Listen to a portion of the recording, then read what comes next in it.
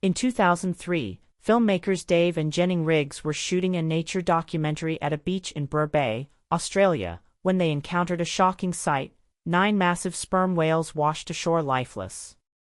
But the surprises didn't stop there. As they approached, they spotted several great white sharks swimming unusually close to the beach, drawn in by the scent of the whale carcasses.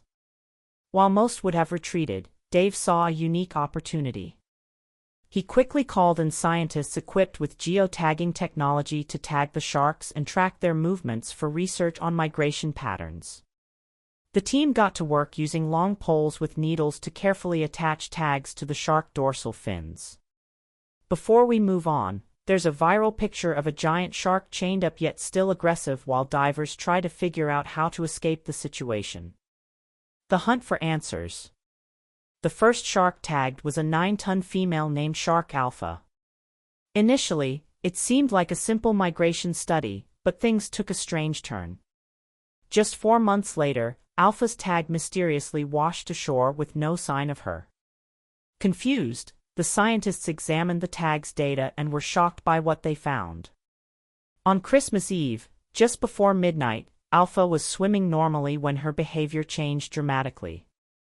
She suddenly veered off course and rapidly dove into the ocean, plunging down to about 1,900 feet, nearly 1,000 feet deeper than typical great white dives. What astonished the researchers was what happened next. Just seconds after reaching that depth, the tag's temperature reading soared. The surrounding water was a chilly 46 degrees Fahrenheit, but the tag registered a warm 76 degrees Fahrenheit. Into the abyss. The scientists were baffled. After analyzing the data, they reached a disturbing conclusion: the tag must have ended up inside a much larger predator. Shark Alpha wasn't just any shark. Weighing nearly a ton, she was a powerful force in the ocean, yet something overpowered her and dragged her deep into the abyss, where she likely met a grim fate. The creature that consumed Shark Alpha had to be formidable. How do you unravel such a perplexing mystery? The only clues were in the shark's final data recordings, cryptic yet revealing. Dave Riggs was determined to crack the case. Obsessed with the location of Shark Alpha's demise in Australia's Southern Ocean, Dave believed the truth lay in what he called the kill zone. This area, a vast undersea valley plunging nearly 3 miles deep, was alive with swarms of sea creatures attracted by leaking gases and nutrients, drawing in predators like great white sharks and killer whales. It resembled a deep-sea death valley. Descent into danger. Undeterred, Dave decided to dive into the belly of the beast, walking a fine line between courage and recklessness. Dave built a makeshift underwater vehicle for the mission using a metal frame, parts from an old lawn mower, and 5 layers of protective fiberglass. His creation was theoretically strong enough to withstand attacks from sea creatures. But would you trust your life to something like that in shark-infested waters? If a great white was eaten down there, would you want to find out what it was? The search for the predator. Despite the risks, Dave rallied a team as adventurous as he was, and they jumped into their contraption ready for the unknown. As soon as they hit the water, chaos erupted. Just 65 foot down, they were surrounded by 40 whaler sharks and a pod of orcas, experiencing a live-action feeding frenzy. It quickly became clear that this mission was more perilous than anticipated. Staying longer could mean getting attacked by multiple predators, forcing the team to abort the dive. While they didn't explore the depths of the kill zone, they made an important discovery: whaler sharks and killer whales were the dominant predators in the area, raising questions about who truly sits at the top of the food chain.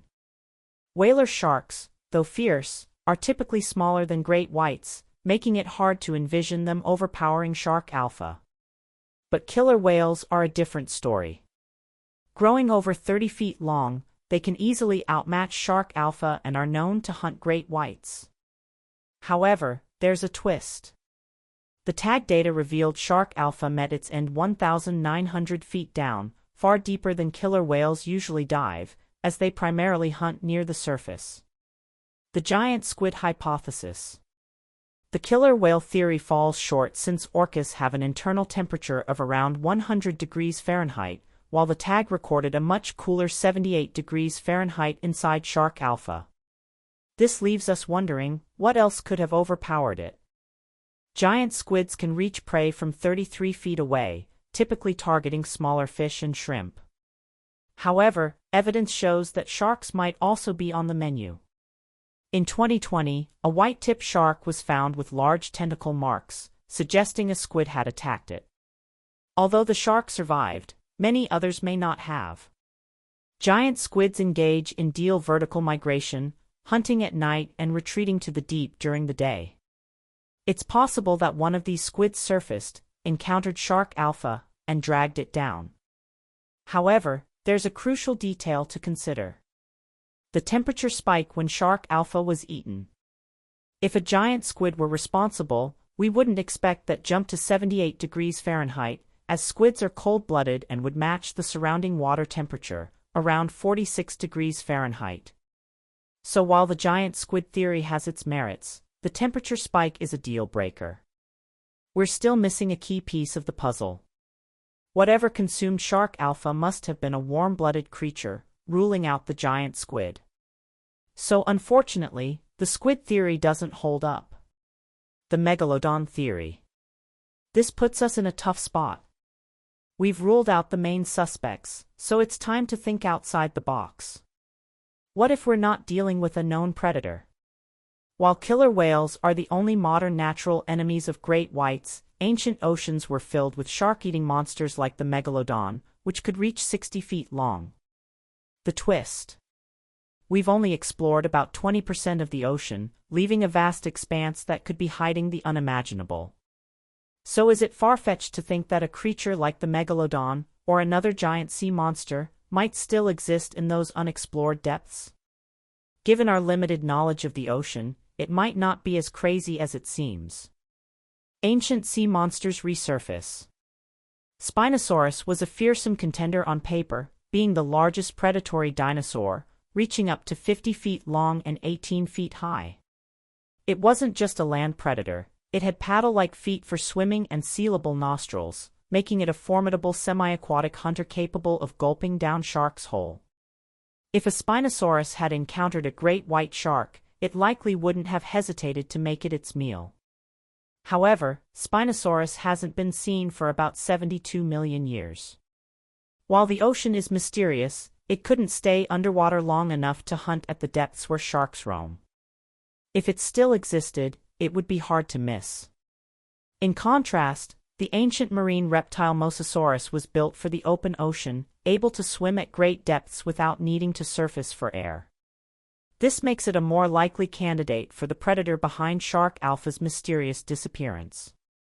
Mosasaurus could reach over 50 feet in length with flipper-like limbs and a shark-like tail that allowed it to swim at speeds up to 30 miles per hour.